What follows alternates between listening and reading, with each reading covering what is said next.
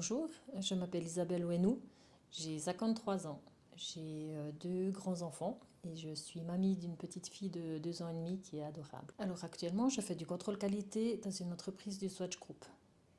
Mes fonctions au sein d'Unia, je fais partie du groupe d'intérêt femmes, je fais partie du comité industrie, je fais partie du comité central, je suis représentante de l'industrie. Et depuis peu, j'ai repris la présidence de la région d'Unia-Neuchâtel. Alors, je me suis syndiquée parce que j'ai toujours eu de la peine avec les discriminations, avec la différence qui est faite entre les hommes et les femmes. Et puis, ça a commencé déjà très tôt avec, dans ma famille, parce que les femmes devaient faire la vaisselle et les hommes étaient assis. Donc, je comprends que comme mon père, voilà, il travaillait toute la journée. Mais mon frère, qui était plus jeune que moi, qui restait assis alors que moi je devais faire la vaisselle, m'a toujours révoltée. Donc je me suis aussi beaucoup révoltée auprès de ma famille. Et puis finalement, j'ai trouvé une négociation avec ma mère. J'avais dit que, ok, ben, je voulais bien faire la vaisselle, mais il fallait qu'elle me paye 50 centimes parce que je trouvais que c'était pas normal que moi je doive la faire alors que mon frère ben, était assis et il ne faisait pas.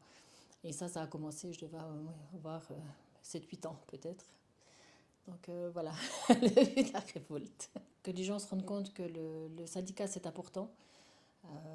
C'est ensemble, on est plus fort. Donc plus il y a de gens syndiqués, plus on peut négocier et avoir une force. Comme là par exemple avec les maçons, d'avoir quand même réussi à tenir tête au patronat. Je suis optimiste. Euh, Parce que si on voit toujours le verre à moitié vide, on n'avance pas.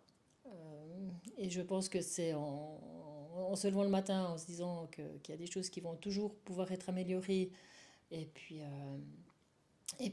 essayer de les faire qu'on avance.